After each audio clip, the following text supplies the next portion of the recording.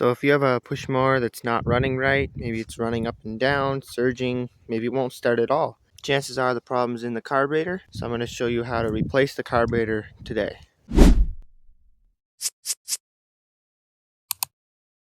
Now the first thing you're going to want to do is check your air filter. On this specific mower, the air filter is in bad condition, really bad condition. So we're going to be replacing that, but I've tested the lawnmower with the air filter off and it still does the same thing. It's not starting. So I'm going to be replacing the carburetor. So wipe off any dirt, debris, clean it up a little bit. And you're going to be taking a 5/16 socket and a ratchet, removing these two carburetor bolts.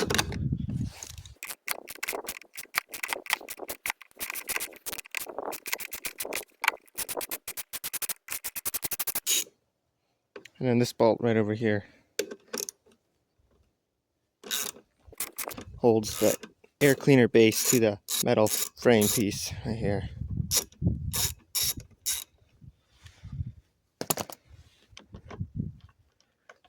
Now this is broken up here. That was just an extra shield. And as you can see, there's a little breather hose right there that goes on there. So you want to make sure you put that back on when you're done. So there's our carburetor. So right in there, there's two 3/8 inch socket is what it uses, two mounting bolts for the carburetor. I'm going to loosen and remove those. So this fuel hose here is in my way, so I'm going to be removing that right now. Can't get to that bolt, so you can use fuel to make special pliers, or you can just do something simple like this. Vice grip with the towel so it doesn't wreck the hose. Just clamp it down enough, you don't need tons. We'll get our pliers in here. Then with that out of the way, you just want to break the bond of the line to the metal and start prying it off.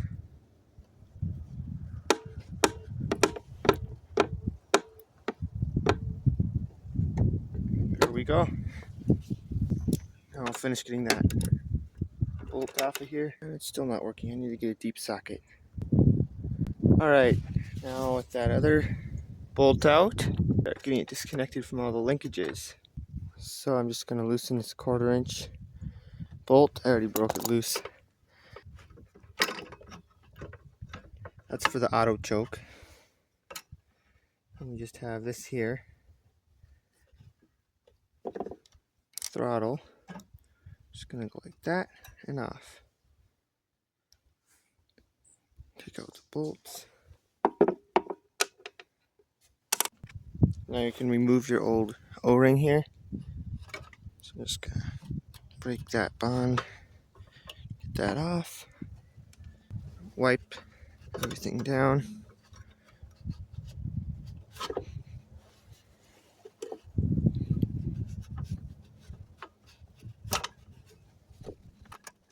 There's no reason not to have everything clean.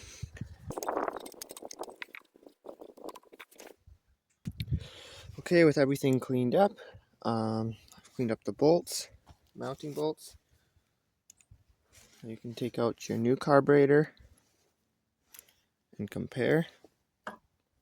I should mention that you usually can clean up these carburetors and even rebuild them, but it's usually not worth it for a mower this old. Just getting a cheap aftermarket carburetor for like $15 or $20, it's usually not worth the labor to take it apart and clean it. So you want to compare your carburetor, your new one, to the old one. Make sure it matches. choke plates are a little different, but that shouldn't affect anything. I'm going to say it looks good. So now I'm going to take a new O-ring. Now this specific carburetor I'm using is a 𝗟𝗞𝗘, HIPA replacement for that part number. And I'll give the part number for that specific carburetor that I'm replacing on this specific engine. But the best way to find out what carburetor you have on your engine is to go look at the model number on the engine, model type and code, which is right there. Got your model type and code. So you usually just need that 128T05-5268-B1. That's all the model information you need to find out the part number for whatever part you need.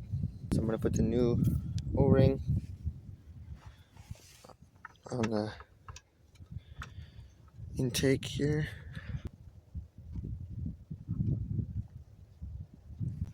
And keep in mind when you're removing stuff, if you had multiple holes, make sure you know what hole the linkages went in.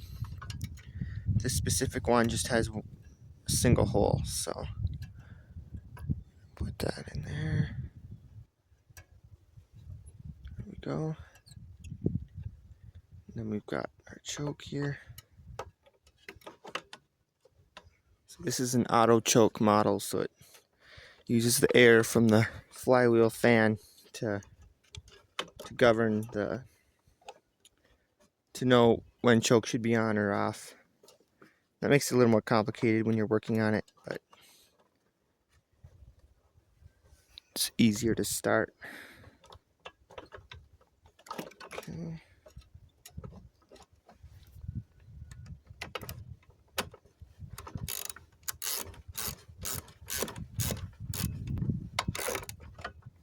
Right there, it's snug.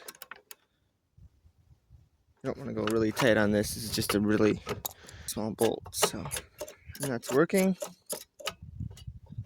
Now we'll install it on the intake. Okay, got those little bolts started. So just kind of line it up. Snug that one. I'm going to snug the other one. And we'll do the final torque, which is not very tight. It's a little, just 3/8. So just get it snug. And it's got an O-ring, so yeah, it doesn't need to be really tight. Okay, now check the operation. Make sure everything's on there correctly. Looks good. Springs all intact. Now we can hook up the fuel line.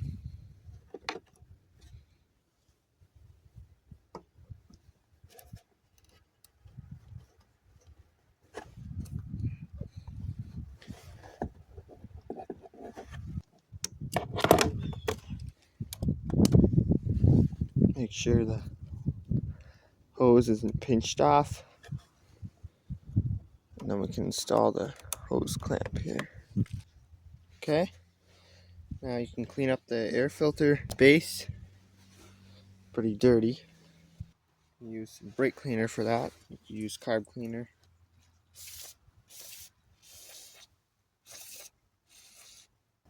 Okay, make sure everything's clean, especially gasket surfaces. Like right there. Make sure the breather is clean, not full of gunk. We're going to take our new gasket.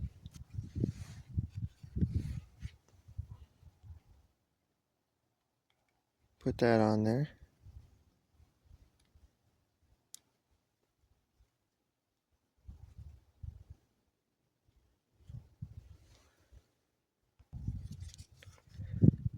And then we're going to install it. So now would be a good time to kind of look it over, make sure there's nothing you forgot. Put on the breather hose.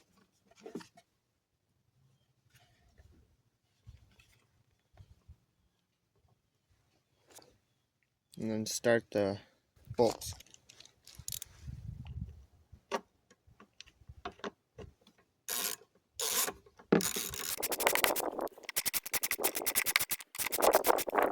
Third one here goes into the frame.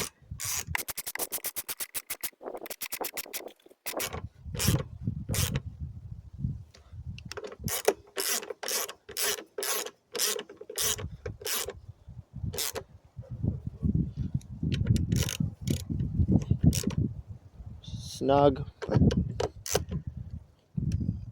little amount of torque, not much. Briggs Stratton 491588S. Just going to install it like that. You take your cover, latch it in the 3 holes down there, and start the screw. And you can tighten the screw down.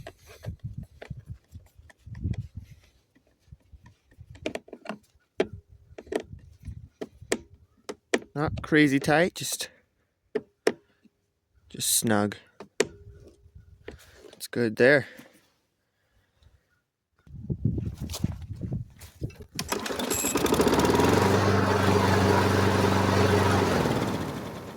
That's all there is to replacing the carburetor on the Briggs & Stratton flathead small engine.